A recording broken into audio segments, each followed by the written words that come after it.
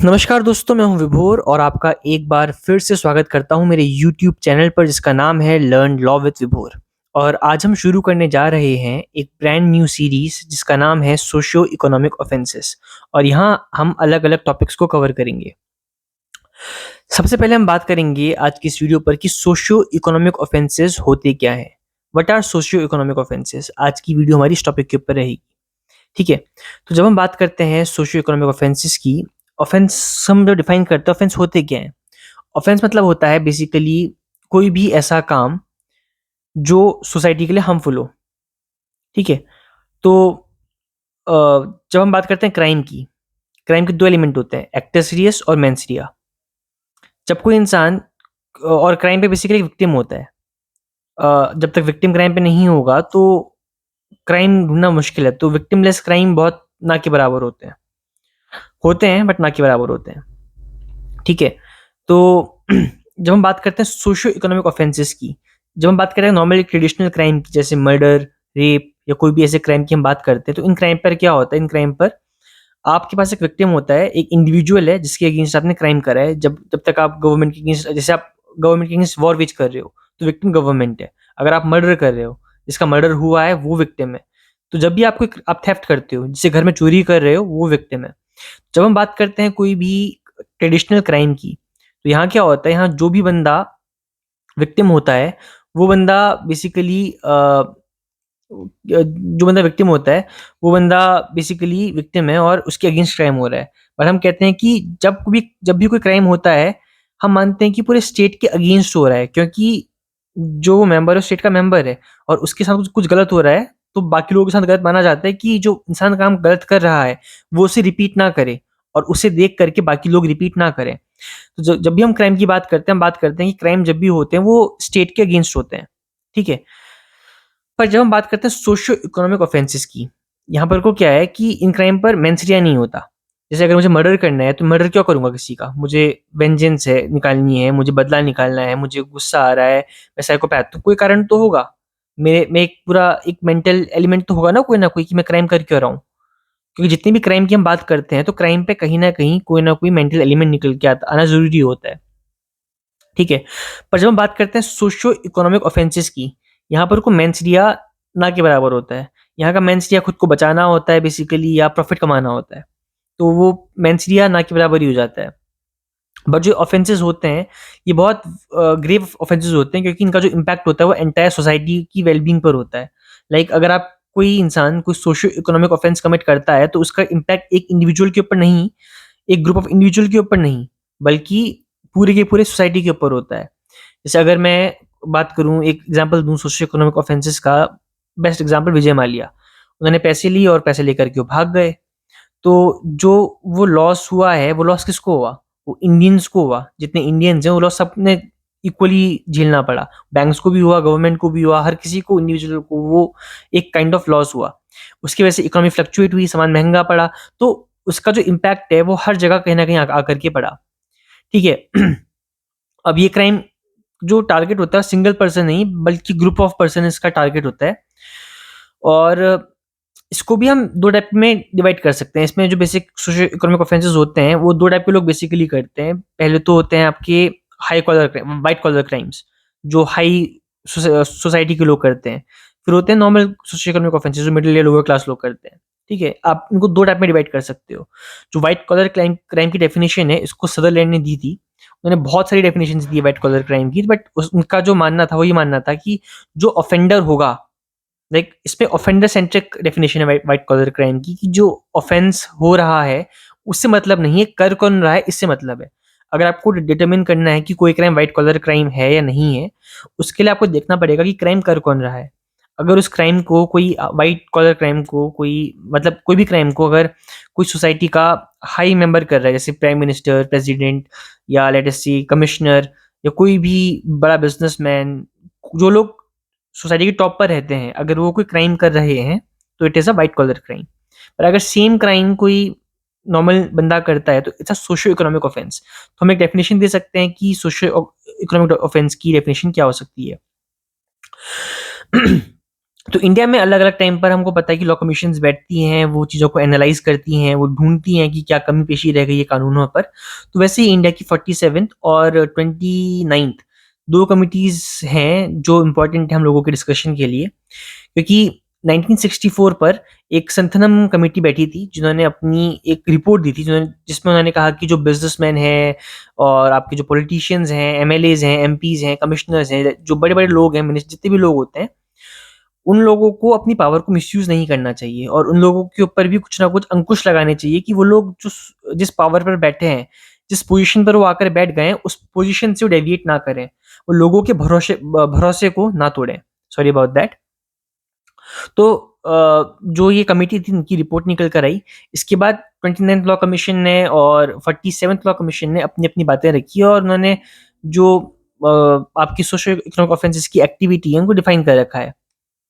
ठीक है? तो 29th कमिटी के हिसाब से जहाँ पेक्यूनियरी कैरेक्टर का चीज़ निकल कर के आ जाए तो वो सोशल इकोनॉमिक ऑफेंसेस का पार्ट बनता है और 47 के हिसाब से टैक्सेशन जो छोड़ रहा है, जो आपके पैसों को इवेट कर रहा है, जो कोई भी एक अनलॉफुल इल्लीगल एक्टिविटी जैसे स्मगलिंग है वो काम कर रहा है, वो सब चीज़ों को काउंट करने की बात उन्होंने करी है। तो अब बात करते हैं कि सोशल इकोनॉमिक ऑफेंसेस के कुछ फीचर्स के बारे पर। हमने बात करा था 2 टाइप के क्राइम की, एक है ट्रेडिशनल क्राइम, एक है सोशल इकोनॉमिक ऑफेंसेस।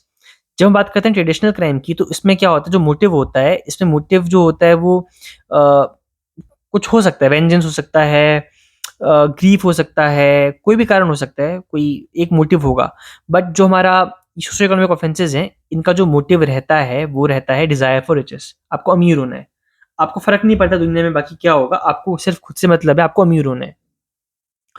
फिर जब हम बात करते हैं ट्रेडिशनल क्राइम की, वहाँ इमोशंस निकल कर के आते हैं। आप किसी का मर्डर करो, आप जा कर के रेप करने की बात कर रहे हो, कोई भी चीज़ें जो निकल के आ रही हैं, आप इनकी तरफ देखते हो, यहाँ बात करते हो। तो इसमें क्या है कि यहाँ कहीं न कहीं इमोशंस अटैच्ड होते हैं। आप नफ़रत के थ्रू कर रहे हो, आप किसी को प्यार के थ्रू कर रहे हो। बात करते हैं सिंपल एसिड अटैक की। जब एसिड अटैक होते हैं, वो मैक्सिमम क्यों होते हैं? कोई बॉयफ्रेंड गर्लफ्रेंड थे, ब्रेकअप हो गया, लड़की नहीं मान रही थी, एसिड अटैक करके आ गए। ये लड़का नहीं मान रहा, एसिड अटैक कर दिया। तो ये क्राइम देखने को क्यों मिले? क्योंकि इमोशंस का एंगल कहीं न कहीं पर को था। पर जो हमारे सोशियो इकोनॉमिक ऑफेंसेस होते हैं, इन पे कहीं पर को भी आपका इमोशंस नहीं निकल कर के आते। फिर हम बात करते हैं टारगेट विक्टिम की। अगर हम बात करें तो एक ट्रेडिशनल क्राइम पर जो टारगेट विक्टिम होता है वो इंडिविजुअल हो सकता है या ग्रुप ऑफ इंडिविजुअल हो सकते हैं। पर जब हम बात करते हैं सोशियो इकोनॉमिक ऑफेंसेस की, यहाँ entire nation, group of share holders, जित जित बहुत बड़ा एक इंटेंडेड आपका एक ग्रुप बन जाता है।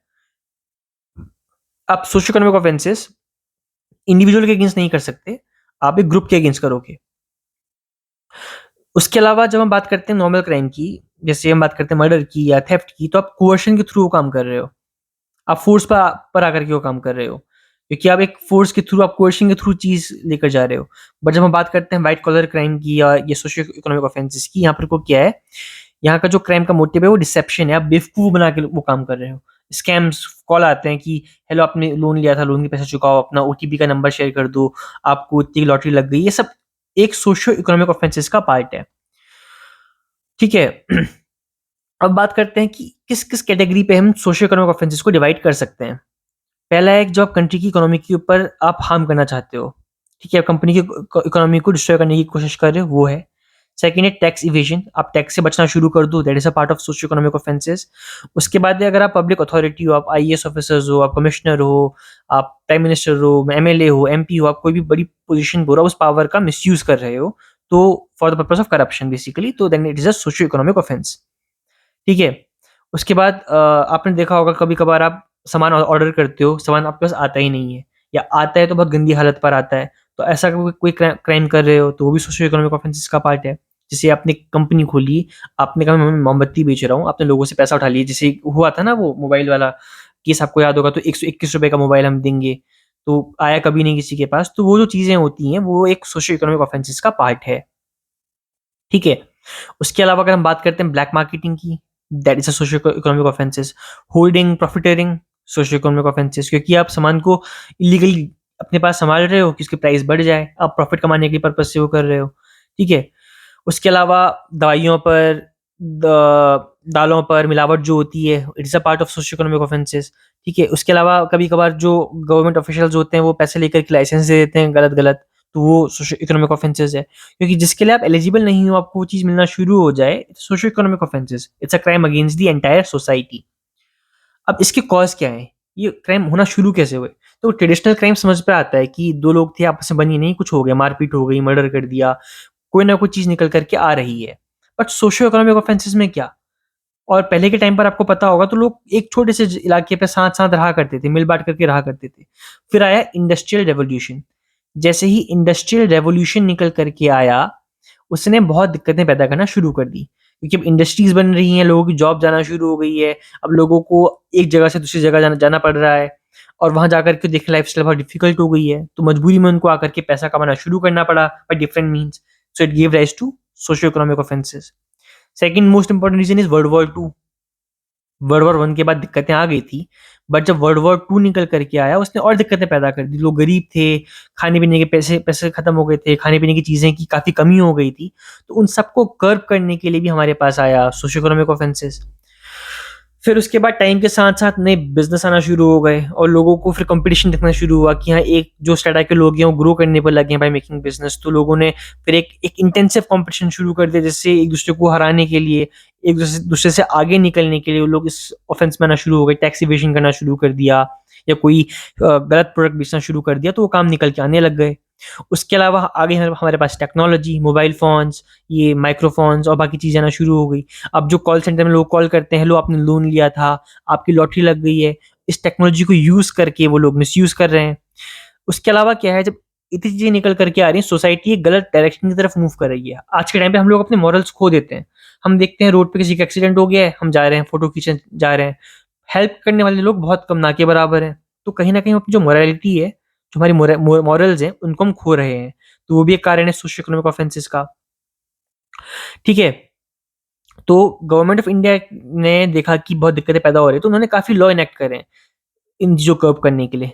Drugs and cosmetic act, prevention of food adulteration act, FERA foreign exchange regulation act, wealth tax, income tax act, essential commodities act, prevention of a uh, नाम भूल गया उस एक्ट का मैं, नाम याद नहीं मेरे को, कस्टम्स एक्ट है, प्रिवेंशन ऑफ करप्शन एक्ट है, एक एक्ट और है प्रिवेंशन ऑफ ये ब्लैक मार्केटिंग के ऊपर एक्ट है, prevention of profiteering in black marketing something like that. नाम मुझे याद नहीं आ रहा है, मुझे याद आएगा मैं अगली वीडियो पर उसको बता दूँगा। तो एक एक्ट वो है। तो बेसिकली गवर्नमेंट ने अलग-अलग टाइप के एक्ट्स निकाल के दे रखे हैं, जिससे इस इन प्रॉब्लम्स को हम कर्ब कर सकते हैं। अब हम बात करते हैं मेंस रिया की, कि हर क्राइम पे एक एसेंशियल एलिमेंट होता है मेंस रिया का, राइट? जब तक मेंस रिया नहीं होगा, वो क्राइम नहीं हो सकता, और मेंस रिया होना इम्पोर्टेंट है। बट इंडियन पिनल कोड पर कुछ ऐसे क्राइम भी हैं जहाँ पर कोई मेंस डे नहीं होता। जैसे अगर हम बात करें waging war against the government, वहाँ आप गवर्नमेंट से नाखुश हो, आप वॉर वेज कर दे रहे हो। तो आपका पर्पज़ वहाँ कोई क्राइम करने का नहीं है, आप गवर्नमेंट से नाखुश हो तो आप ओवरटेक करने की कोशिश कर रहे हो। So it's a men's day less crime, जहाँ मेंस डे आपका मेंटल एलिमेंट मिसिंग है। हाँ, आप उसके फर्दरेंस के लिए कॉन्स्पिरेसी करोगे, वहाँ आपका मेंस डे निकल कर के आ जाएगा। तो मेंस डे का कहीं न कहीं एलिमेंट निकल कर के आता है। बट जो आपके सोशियो इकोनॉमिक ऑफेंसेस होते हैं, वहाँ पर को मेंशया का काफ़ी डिफ़िकल्ट सा हो जाता है। अब जैसे आपके छोटे-मोटे क्राइम है, पब्लिक न्यूसेंस है, कंटेम्प्ट ऑफ कोर्ट है, लाइबल है, स्लैंडर है। आप ऐसे क्राइम करते हो, आपका मेंशया नहीं होता है। आप जाकर के आप एक हीट के मोमेंट में आकर के किसी से कुछ उल्टा बोल दो। 5 लोग और सुन रहे थे, आपने लाइबल कमिट कर दिया, आपने डेफेमेशन कर दिया है बेसिकली। तो यहाँ पर को आपका मेंशया डेफेमेशन करने का नहीं था। वैसे ही कोर्ट ने आपको ऑर्डर दिया, आप उसको पूरा नहीं कर पाए कोई कोई कारण से, तो कंटेम्प्ट ऑफ कोर्ट की प्रोसीडिंग आपके अगेंस्ट हो सकती है। तो वहाँ आपका मेंशया नहीं था, बट हो गया। वैसे इन केसेस के अंदर भी कभी-कभार आपका मेंस्ट्रुअल नहीं होता है, राइट? बट उसके बावजूद भी आप इसमें बुक हो सकते हो, क्योंकि ये जो क्राइम है, ये बहुत ज़्यादा ग्रेव क्राइम्स हैं। अगर आप बात करते हो कोई छोटे-मोटे क्राइम की, जैसे आप थेफ्ट की बात करते हो, तो आप एक जने को हार्म पहुँचा रहे हो, आप कहीं न कहीं पकड़े गए, तो विक्टिम को कंपनसेशन मिल जाता है। बट जब आप सोशियो इकोनॉमिक ऑफेंस की बात करते हो, तो यहाँ पर आपको कंपनसेशन मिलना मुश्किल होता है, बिकॉज़ विजय माल्या, नीरव मोदी पैसे लेकर के भाग गए। अब क्या?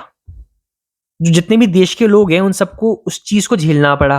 वैसे भी कोविड निकल कर के आया था, कोविड के टाइम पर जो आपका ऑक्सीजन सिलेंडर्स थे, जो आपके सैनिटाइज़र्स थे, उनकी जो कीमत बढ़ी विदाउट एनी रीज़न, वो क्या था? It's a part of socio economic offences. आप सोसाइटी को हार्म कर रहे हो, बहुत लोगों ने अपनी जान गँवाई, क्योंकि वो उन चीज़ों को अफ़ोर्ड ही नहीं कर पाए because of black marketing and profiteering and holding. तो इन क्राइम को कर्ब करना काफ़ी इम्पोर्टेंट हो जाता है, ठीक है? तो बेसिकली उम हमारा जो पर्पज़ है सोशियो इकोनॉमिक ऑफेंसेस का वो ये है कि लोग इसे ना कमिट करें, क्योंकि अगर कोई करेगा तो उनको हम पनिशमेंट दे सकते हैं। ठीक है? अब एक बात करते हैं कि difference between white collar crime जो मैंने शुरू में कहा था और सोशियो इकोनॉमिक ऑफेंसेस पर। इसको भी हम एक ज़िक्र करके ले लेते हैं।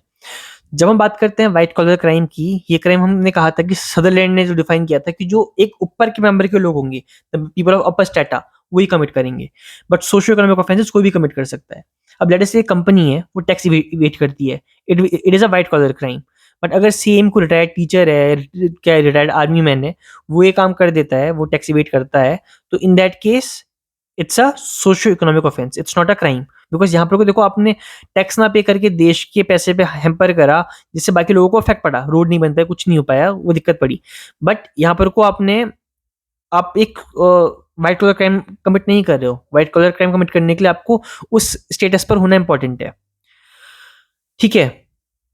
अब अगर हम इंडिया की बात करें तो इंडिया में व्हाइट कॉलर क्राइम क्यों होना शुरू हुए?